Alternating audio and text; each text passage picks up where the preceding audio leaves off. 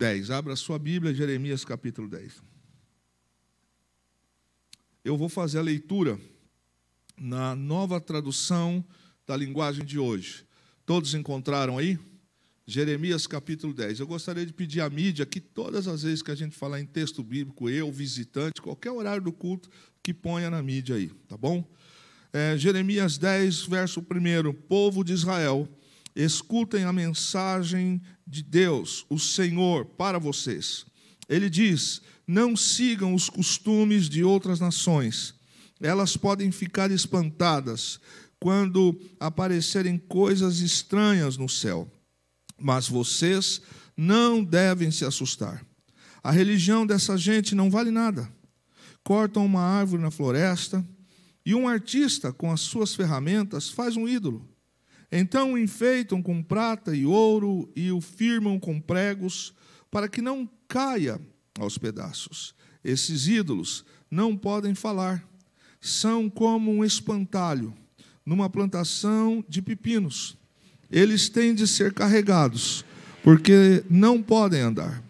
Não tenham medo deles, não podem fazer mal, nem podem fazer bem. O Senhor Deus, ó Senhor Deus, não há ninguém igual a tu. Grande é o Senhor, e o teu nome é poderoso.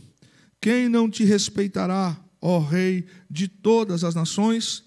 Tu mereces todo o respeito. Não há ninguém como tu entre todos os sábios das nações. Todos os seus sábios são ignorantes e tolos.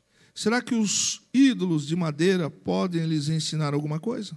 E estes ídolos são folheados com prata da Espanha e com ouro de Ufas. Tudo é trabalho de artistas. Os seus vestidos são roxos e vermelhos, feitos por tecelões habilidosos. Mas o Senhor é o Deus verdadeiro. Ele é o Deus vivo, o Rei eterno. Quando o Senhor fica irado, a terra treme, as nações não podem suportar a sua ira. Digam às nações que os deuses que não fizeram a terra e o céu serão destruídos. Eles desaparecerão completamente da terra. Pelo seu poder, o Senhor Deus fez a terra. Com a sua sabedoria ele criou o mundo e com a sua inteligência estendeu o céu como se fosse uma coberta. Quando Deus dá ordem, as águas rugem no céu. Ele manda as nuvens subirem dos fins da terra. Ele faz o raio para a chuva e manda o vento sair dos seus depósitos. Diante disso, todos os seres humanos são tolos e ignorantes. Todos os artistas ficam envergonhados com os ídolos que fazem. Pois são deuses falsos, deuses que não têm vida, não valem nada, são uma tapiação, serão destruídos quando o Senhor vier castigá-los. O Deus de Jacó não é assim. Foi Ele em quem fez todas as coisas, escolheu Israel para ser o seu povo. O seu nome é Senhor, o Todo-Poderoso. Moradores de Jerusalém, a cidade está cercada pelos inimigos. Pega as suas trouxas, porque agora o Senhor vai jogar vocês para fora desta terra, a fim de que venham a ter juízo. Sou eu, o Senhor, quem está falando. O povo de Jerusalém grita: estamos gravemente feridos. As nossas feridas não querem sarar. E nós pensávamos que podíamos aguentar estas coisas. As nossas barracas estão destruídas, as cordas que as seguravam arrebentaram. Os nossos filhos partiram, foram todos embora. Não sobrou ninguém para armar nossas barracas de novo. E não há ninguém para colocar as cortinas. Eu respondi: as autoridades são tolas. Não pedem que o Senhor Deus as guie. Por isso, foi isso que elas fracassaram. E o nosso povo foi espalhado. Escutem, acabam de chegar notícias. Há uma grande agitação num país do norte. Ó Judá, virem um deserto, um lugar onde vivem os lobos. O Senhor Deus, eu sei, ó Senhor, o ser humano não é dono do seu futuro. Ninguém pode controlar o que acontece na sua vida. Ó Senhor, corrige o nosso povo, mas não sejas duro demais. Não nos castigues quando estiveres irado, porque aí acabarias com toda a nossa gente. Derrama a tua ira sobre as nações que não te adoram, sobre os povos que te rejeitam, pois mataram a nós, os descendentes de Jacó, e arrasaram nosso país. Amém? Bom, capítulo 10 tem duas coisas pautadas aqui, que são assunto que irritam a Deus.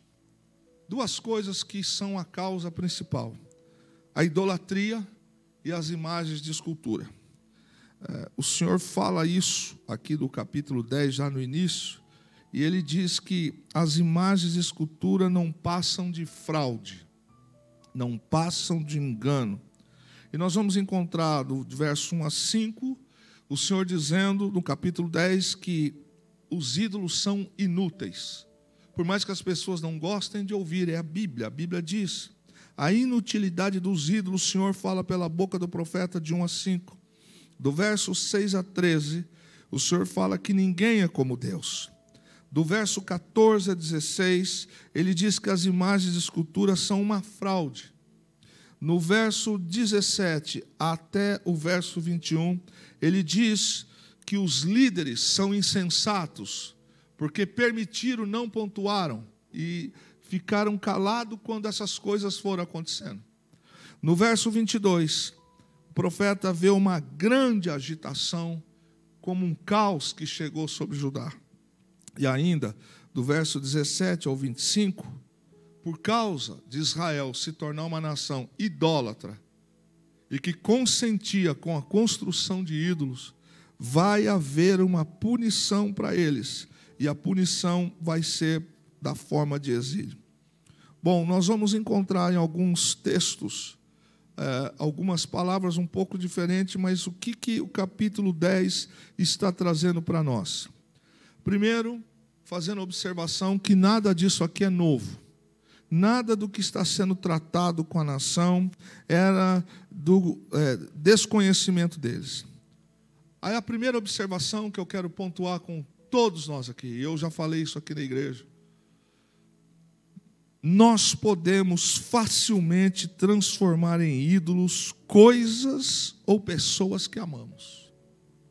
Precisa tomar cuidado, porque de repente o emprego vira ídolo, o carro vira ídolo, a casa vira ídolo, o salário vira ídolo, e Deus não comunga com a idolatria. O que fez com que Judá fosse subtraído na fé foi que Judá, ele não conhecia mais o Senhor. Quando se fala conhecer o Senhor aqui, irmão, não é como se conhece uma pessoa pessoalmente. O contexto da expressão da palavra aqui se refere no sentido de afastou-se de tal forma que não tinha mais nenhum tipo de relacionamento. Então, eu encontro, por exemplo,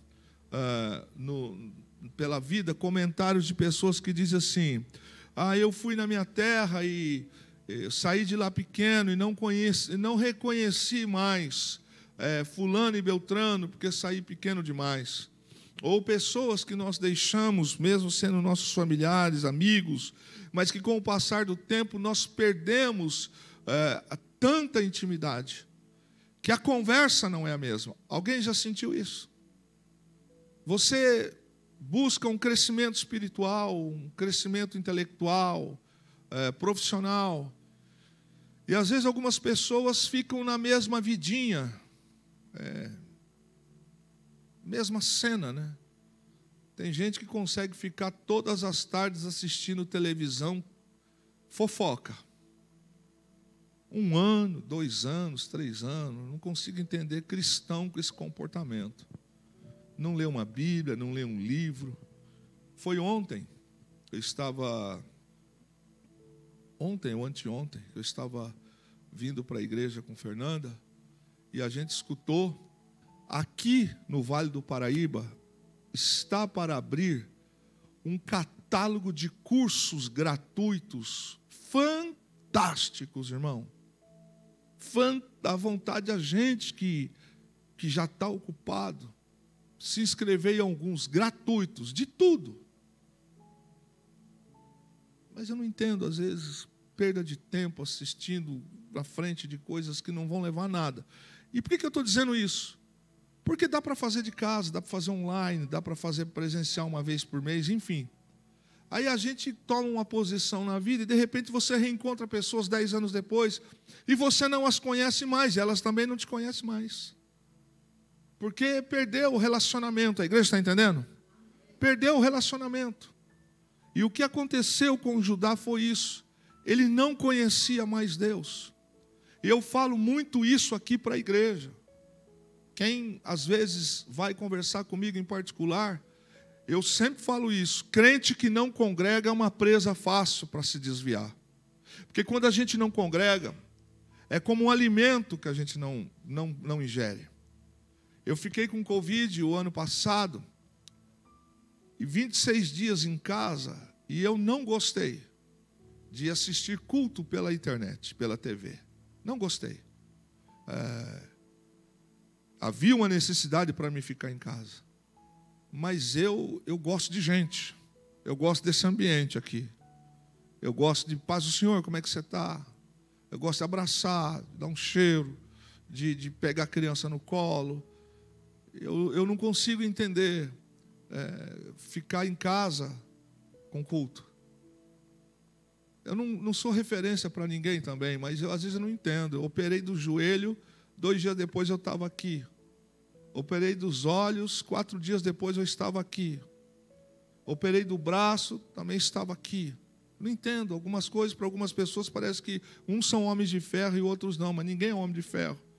É que para as coisas de Deus a gente sempre dá uma desculpa. Às vezes a gente vai trabalhar com dor, com tudo, mas o que se refere ao culto, por exemplo, não fui porque eu estava com dor de cabeça. Mas trabalhou o dia inteiro com dor de cabeça, na hora de vir para o culto você não veio? 1h30. Eu estava com dor no corpo, estava meio... Então, mas você foi trabalhar o dia inteiro e para a hora do culto você não veio. Perde-se. Isso aconteceu aqui. Por que eu estou falando tudo isso, irmãos? Porque quando a gente deixa de congregar, a gente vai perdendo a resistência. A gente vai perdendo a proteção. A gente não glorifica. A gente não presta culto, a gente não lê Bíblia, a gente não recebe a palavra revelada pelo Senhor através dos seus profetas. E Israel começou a se aliançar, literalmente com coisinhas, e de repente não conhecia mais o Senhor. Você vê que tem coisas, a gente hoje foi num lugar e tinha umas bonequinhas lá. E a Fernanda falou assim, o que é aquela bonequinha ali? E a moça falou o quê? Que era a mãe o quê? Mãe perfeita. Uma boneca feia.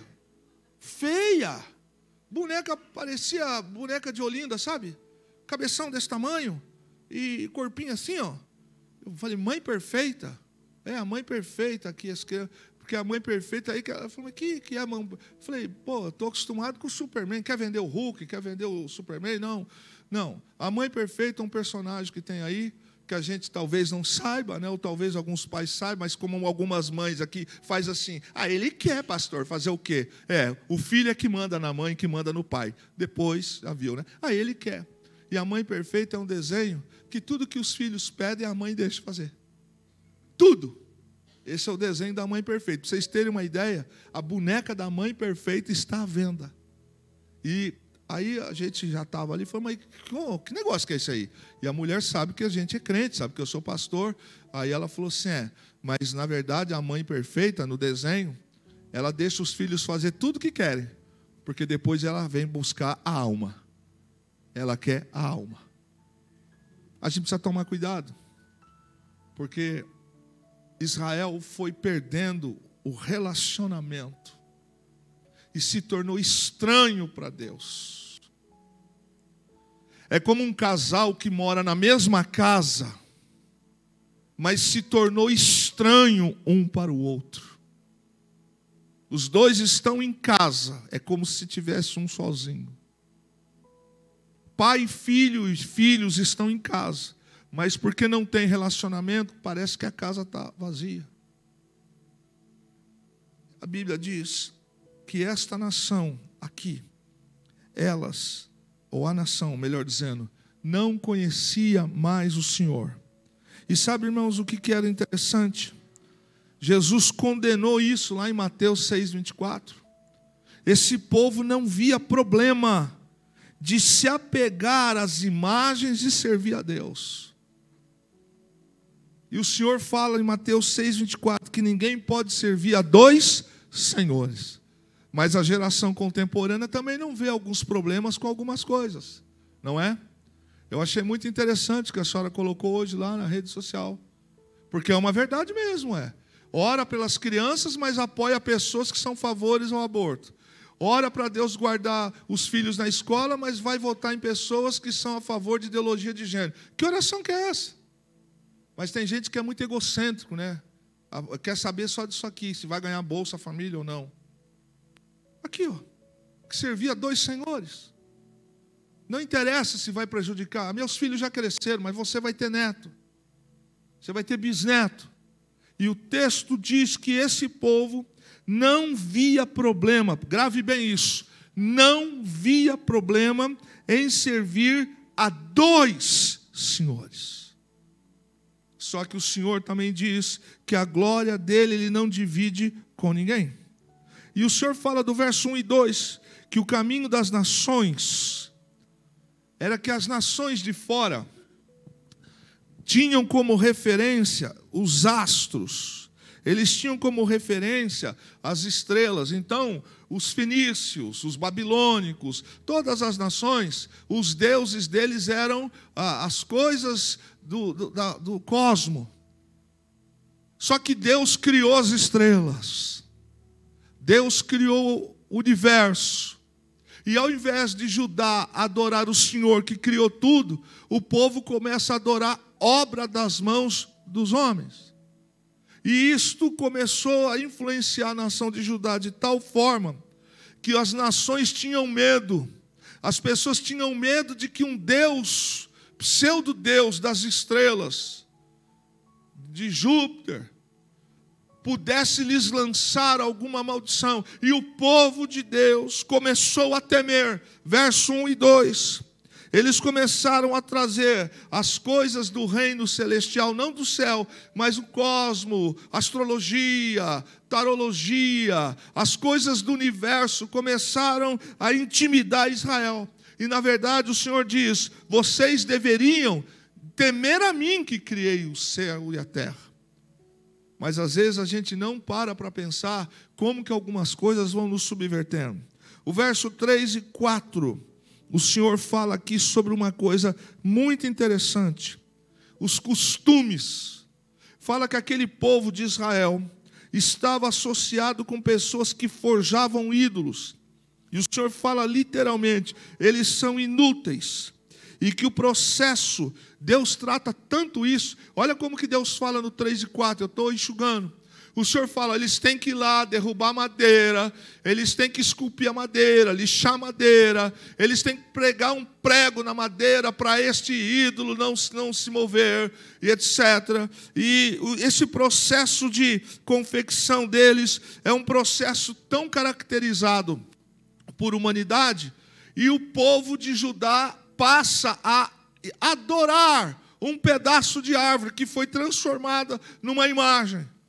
Um povo que tem história, um povo que os seus antepassados tiveram a libertação do Egito. E o Senhor trata isso no 3 e 4, dizendo que os pregos que eles usavam era para que os ídolos dele não se movessem. E Deus, através de uma poesia de sátira, uma forma de uma sátira poética, fala assim: que Deus é esse, hein? Que precisa ser pregado para não sair do lugar. Alguns desses, como Dagon, se movia. Não movia o Deus. Ele não era pregado. Quando eles levam a arca lá, o Senhor Deus pune até os pedaços de Dagon caem, para ver como os ídolos não têm nada. E o Senhor está dizendo, esses ídolos, como até hoje são, né? São surdos e não se movem. E eles precisam de pessoas que os movam.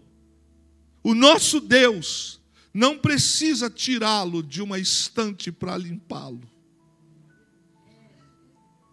Oh, meu Deus. O nosso Deus tem ouvido e escuta. O Senhor tem boca e fala. O Senhor caminha sobre as nuvens e sobre os montes. E o Senhor está dizendo, os deuses deles precisam de homens para os conduzir. E o Senhor fala, é esse Deus, Judá, que vocês estão trocando por minha causa. Versos 6 e 7, o Senhor fala, ninguém há semelhante a ti, ó Senhor. Essa expressão demonstra um dos maiores ensinamentos que o profeta traz para a nação. Ele diz que Deus não é apenas maior do que outros deuses. O profeta está se expressando aqui, dizendo que ninguém é semelhante ao Senhor. E na verdade está dizendo, não é que Deus é maior que os deuses. Ele está dizendo, o Senhor é o único Deus vivo. Não existe outro. E o profeta diz, o Senhor é grande em força e não impotente ou imóvel, e não foi fabricado pela mão das nações. E o Senhor trata sobre isso, quando Ele fala com esse povo, dizendo para eles, e vocês estão me levando a ira, trocando Deus vivo pelo Deus morto. Eu já escutei algumas coisas absurdas nessa vida. E a minha única declaração, para ser, no mínimo, educado, é que alguém que conhece a Deus e volta para a idolatria nunca se converteu.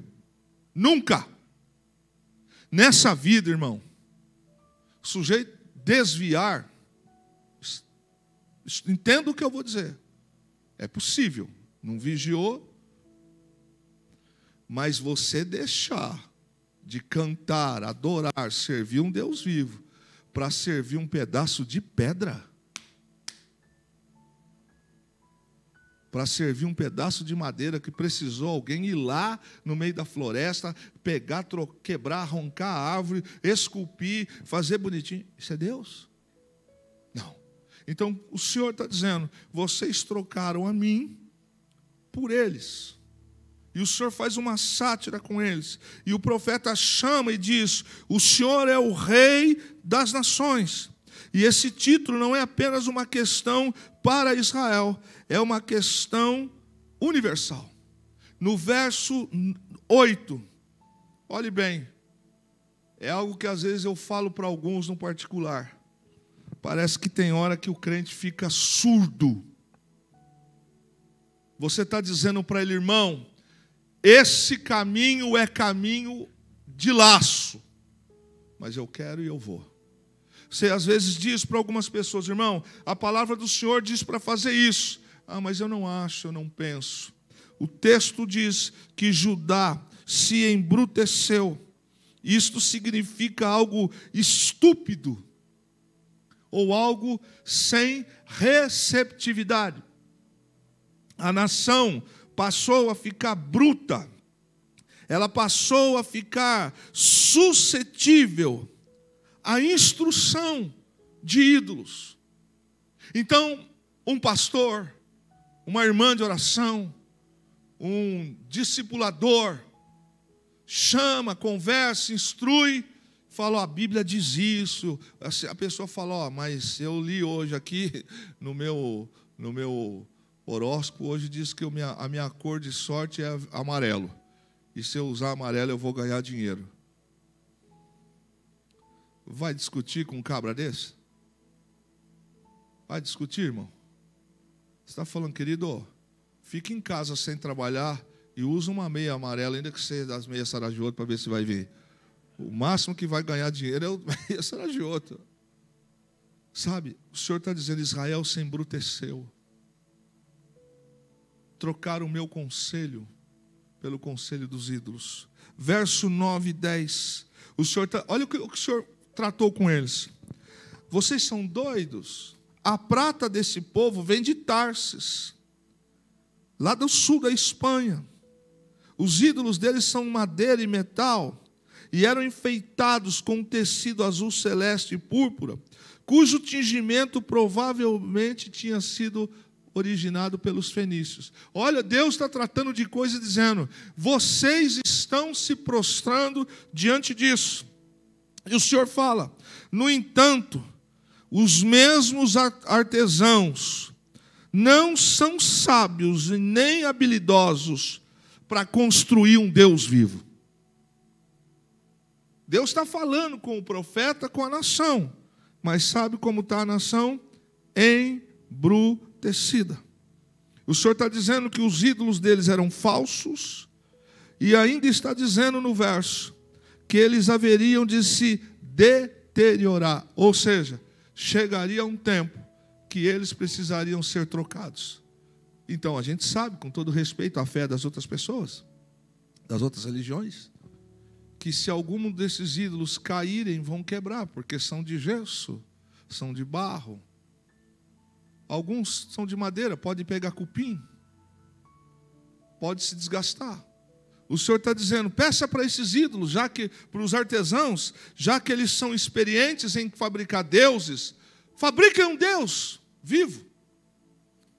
Veja que ponto que Deus está tratando com a nação. Verso 11, a mensagem é clara. Esses deuses são impotentes. Versos 12 e 13, Jeremias enfatiza que Deus é o Criador. Ele ainda cita como referência textos de Jó 38. Por meio de poder e de sabedoria, o Senhor criou tudo. O Senhor, no livro de Gênesis, uma das expressões mais fantásticas diz assim: e a terra era sem forma e vazia, e o Espírito de Deus pairava sobre a face das águas. E o Senhor disse: haja luz, e houve luz. Qual é o Deus, o ídolo, que tem esse poder? O nosso Deus é o Deus de ação. É o Deus que dá ordem ao vento. E o profeta está dizendo com eles: povo de Judá, lembre-se de quem criou o universo. Vocês estão se prostrando para deuses, entidades que criaram do ar. Eu já vi pessoas fazendo sinal para a tal da estrela d'alva. A senhora irmã Silvia, que manja de estrela, quem é d'alva? Pessoas que fazem coisas absurdas. Eu lembro que eu era menino e eu fui na casa de uma parente do meu pai em Areias. E aí estava chovendo e trovejando. E era a tia Maria. E a tia Maria era praticamente um índia com tudo, com Juma Marruá e tudo mais. Mexesse com ela para ver se ela não peitava e ia para cima de qualquer jeito. Rolava, batia em 2, 3 homens. Tia Maria era sangue dos olhos. Mas começava a trovejar, relâmpago. A tia Maria lá pegava um carvão, fazia as rezas dela, que eu não entendia nada. Ia lá no chão de terra, fazia um sinal. O que é isso, tia? Vai parar de trovejar agora. Sabe, querido, a palavra do Senhor diz que o Senhor dá ordem aos trovões, aos relâmpagos. E Israel, Judá, está se prostrando a fenômenos da natureza. Irmãos, eu não vou entrar em detalhes com vocês aqui, mas tem cada absurdo que o homem está se prostrando. Mas cada absurdo, por exemplo, fazer do rato um Deus, da cobra um Deus, do morcego um Deus, fazer de uma planta um Deus. O Senhor está dizendo: Judá, olha onde você chegou. E aí talvez a gente esteja pensando assim: nossa, esse povo decaiu tanto, né? Sim. Mas faça uma comparação, um simbolismo hoje. Se algumas pessoas para sair de casa não precisam consultar algumas coisas, ver algumas coisas. O Senhor está dizendo: vocês precisam entender que eu sou o Senhor que criou o universo. Verso 14 e 15.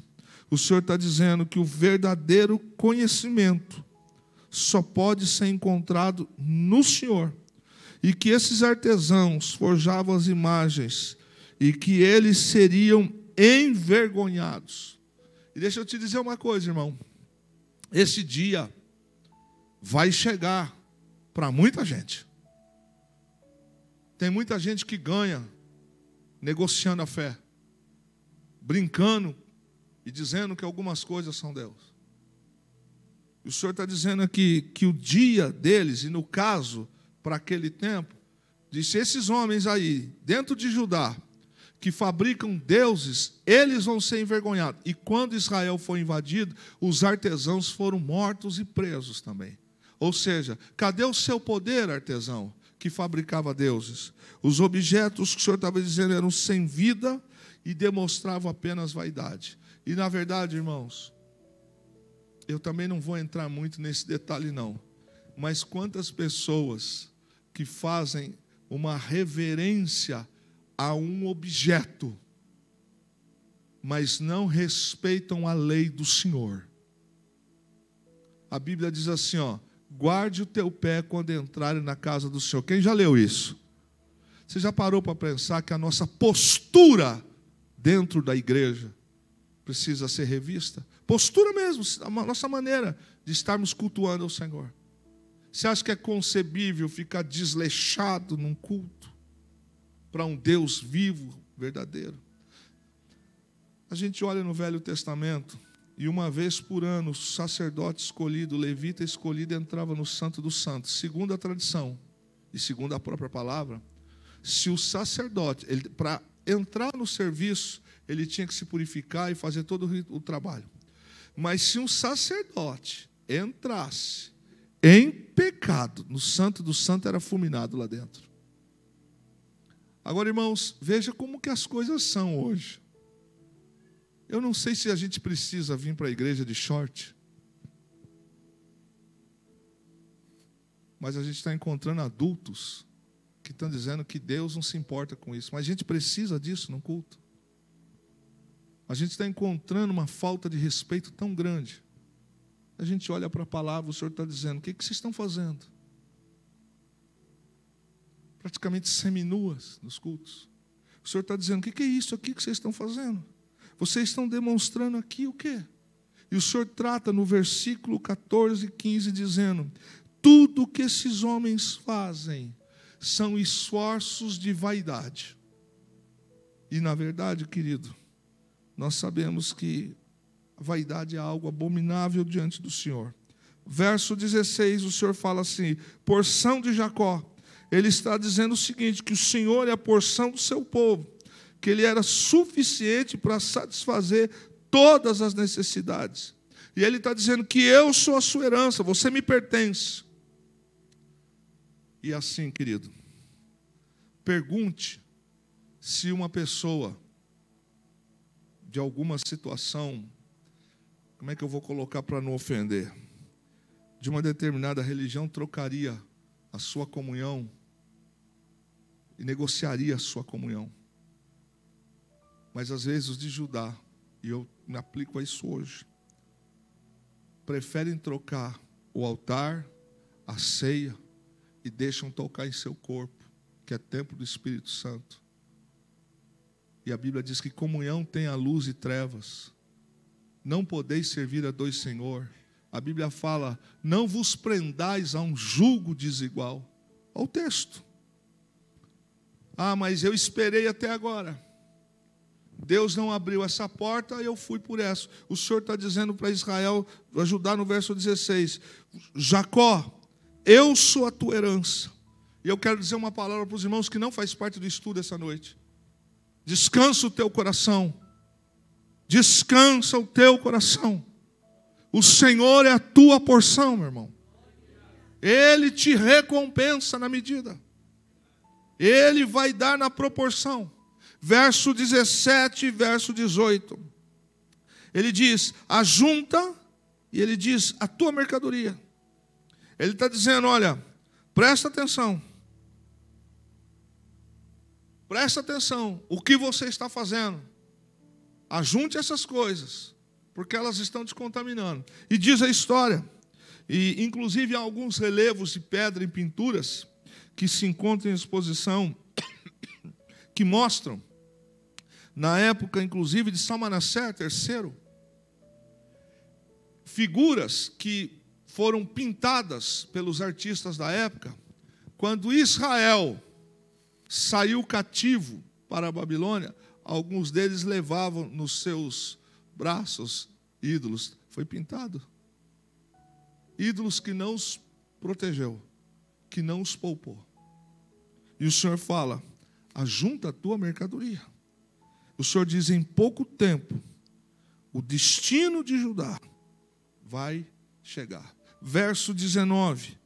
De novo eu trago aqui com vocês por que Jeremias é chamado de o profeta chorão. Ele diz: ai de mim, porque ele se incluía no meio do povo. Jeremias se identifica pessoalmente com Judá e ele sabe que a nação vai ser destruída. Ele fala: meu quebrantamento, minha chaga. E essa expressão se refere a feridas lançadas que seriam tão severas. E é uma expressão no hebraico que diz feridas incuráveis. Por isso Jeremias diz: ai de mim. E juntamente com as palavras de chagas, há aqui uma questão de enfermidade, que traz aqui algo como um dano que foi lançado sobre Judá. Tem coisas que a gente deveria de abster-se hoje, arrancar hoje, porque essas coisas vêm como enfermidade. O Senhor fala no verso 20, que como beduíno, os beduínos são povos, eu conheci quando estive lá. Eles moram hoje aqui, no meio do deserto, armam suas tendas. Do nada eles são retirados dali, ou mudam para outros lugares. Esta nação, chamada Judá, Israel, que tinha terra, que tinha tudo, o Senhor diz: vocês vão ficar como beduínos, destruídos. Seus filhos serão assassinados ou deportados. E na invasão babilônica, quando Jeremias está profetizando isso, a nação não se converteu. As mulheres não jogaram fora os ídolos. Vocês sabem que quando, eu já expressei isso aqui, quando nós encontramos a expressão de Jacó vindo da casa do pai da sua esposa, que ela escondeu um ídolo debaixo do assento do animal. E ela mentiu para o seu pai, e Jacó disse: onde você encontrar aquilo que te pertence, essa pessoa poderá ser morta. E quando o pai da esposa dele, uma das esposas, foi, ela mentiu e disse assim: meu pai, não sabes que eu estou nos meus dias? Na verdade, ela era esposa de Jacó, que estava debaixo de uma promessa de Deus, mas ela estava carregando um ídolo. Só que se você observar lá na frente, o final dessa pessoa também não foi tão agradável assim.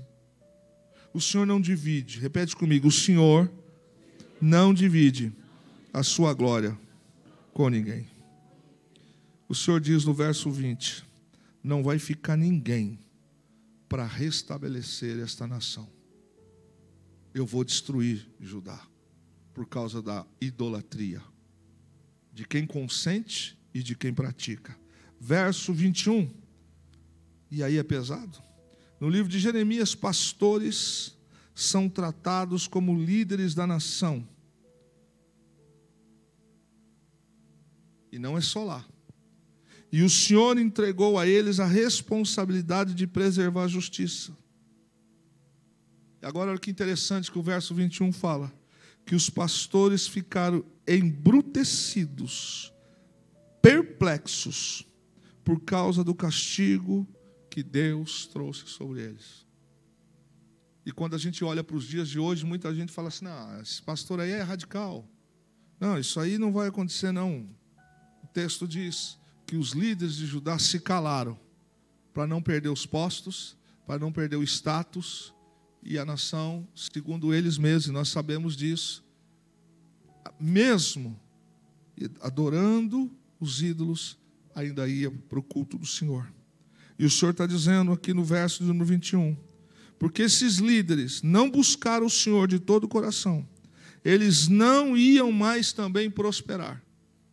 E o Senhor disse aqui que os pastores de animais daquele tempo não iam desfrutar dos animais, e na invasão isso aconteceu.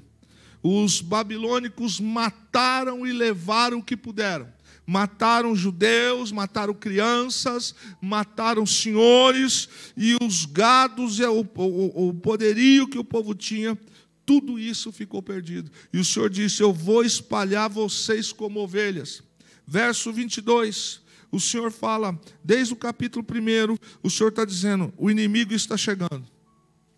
Agora deixa eu fazer um ponto aqui com você. Quantas vezes a gente está dizendo assim num aconselhamento para alguém que está indo para o lado errado, e você fala assim: eu não vejo Deus nesse negócio. Quantas vezes a mãe fala para o filho ou para a filha assim: eu não sinto paz nesse negócio, não é tempo de ir, mas eu vou, eu quero, eu faço. E dá no que depois? No que deu? O que o Senhor está dizendo para a nação no verso 22? O inimigo está chegando. E ele diz: os inimigos, o exército está chegando, e vai reduzir Judá a uma morada de chacais. Duas coisas Deus condena no capítulo 10: a idolatria e quem fabrica. Verso de número 23, esse conhecimento ilimitado desse povo, limitado, sobre os caminhos de Deus. A gente fala com pessoas que falam assim: não fala de Deus para mim, porque eu já sei tudo. Sabe tudo, mas está vivendo no errado. E o Senhor está dizendo no verso 23, aquele que dirigir os seus passos, ou seja, aquele que ignorar a lei do Senhor, vai colher da inutilidade dos seus esforços. Irmão, todo esforço em rebeldia, em desobediência à palavra de Deus, não termina em bênção. Termina, como diz aqui no verso de número 24. Vai se tornar, em verso 23, em inutilidade. E verso 24, penúltimo, o verbo que está no hebraico aqui significa que Deus vai disciplinar o seu povo. Deus vai trazer sobre eles essa disciplina com a vontade única de que eles lembrem que a vontade dele, a palavra, é primordial. E o Senhor trata ainda no verso 24, quando Jeremias pede ao Senhor, veja o que Jeremias fala: Senhor, não se esqueça que essas nações são nações que não te temem.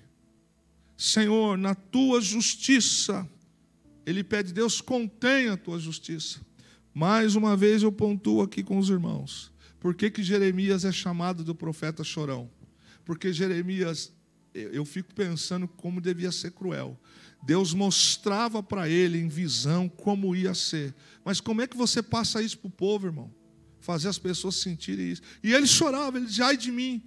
E chegou a um ponto de pedir: Deus, tenha misericórdia, esse povo que o Senhor vai usar, eles são terríveis. Ele ora, vendo que Judá está errado, ele ora dizendo: Senhor, que a tua ira não seja tão severa. E termina no verso 25 com uma oração, onde ele pede que Deus, no seu julgamento, do jeito que ele quer, né, o Senhor não fosse tão pesado e que se lembrasse da aliança dele com o seu povo e dos seus padrões.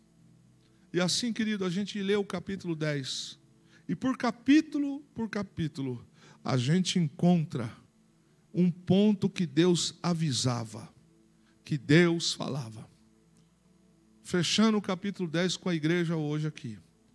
O Senhor está falando. O Senhor está dizendo.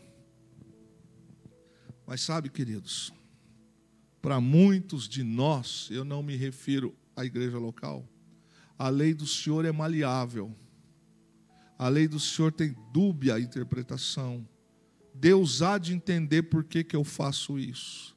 Deus não há de entender. O que é, é. Deus não tem dois pesos e duas medidas. Ele, Jesus, quando esteve aqui, disse: olha, vai passar o céu, ou seja, vai acontecer os moveres celestiais, a terra vai ser destruída, mas a minha palavra não vai passar. Ou seja, a palavra do Senhor é imutável. insuportável. Pegue isso no capítulo 10 essa noite, que não se aplique para nós. Uma única coisa eu quero compartilhar com os irmãos, para a gente orar e ir para casa. Precisamos tomar cuidado, para que a gente não esteja fazendo alguma coisa mais importante do que Deus na nossa vida. Se tem alguma coisa na nossa vida que está se tornando mais importante do que Deus na nossa vida, a idolatria chegou na nossa vida.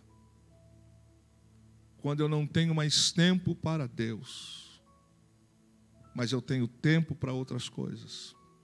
Quando eu tomo decisões na minha vida, e agora é um bom momento para a gente pensar, viu, irmão? Veja bem como é a questão da fé. Eu professo a fé na palavra, mas eu comungo com alianças com quem é contra Deus. Isto é possível? É possível, irmãos? Responda. Então, como é que nós podemos comungar com pensamentos dúbios, até mesmo agora para esse momento que nós estamos atravessando? Mas Deus condena isso. Mas condena isso, mas isso aqui que o cara faz é bom. Como assim, irmãos? Como tem aliança entre luz e trevas? Capítulo 10. O Senhor diz: entra no meu templo e tem aliança com aquilo que é errado. Não tem. Não pode. E o Senhor diz: eu vou destruir. E o Senhor diz também: os artesãos, os seus sábios, todos colherão o que estão fazendo. Pensemos, nós não podemos cantar aqui em cima, cantar na igreja, que só o Senhor é Deus. Tem uma canção aqui que nós cantamos que eu acho muito bonita. O Coliseu não parou a igreja, o inferno não parou a igreja. Acho muito bonita essa canção, esse louvor. Mas algumas coisas que esse povo faz para parar a igreja, eu sinalizo para eles assim, ok, isso pode. O Senhor diz em Jeremias 10, não é bem assim não. Povo meu é meu, povo das trevas é das trevas. E ele diz, eu vou tratar. Aqui acaba o capítulo 10 de Jeremias. Que Deus, nosso Senhor, essa noite, possa ter esclarecido aos nossos corações detalhes, posicionamentos e reflexões para a nossa vida, para que a gente não caia nessa armadilha. Não se esqueça que um dos nomes, adjetivos do diabo é tentador. Ele tenta aqui, tenta por aqui. Opa, nessa área aqui, ele é fraco. É aqui que eu vou bater. Fiquemos em pé, em nome de Jesus. Amém, igreja? Amém. Graças a Deus. Nós vamos para casa. Sábado tem oração 8h30 da manhã, que é sábado de ceia. Como toda ceia, a gente tem oração aqui das 8h30 às 9h30. Domingo, escola dominical. Ainda no sábado à noite, a Santa Ceia.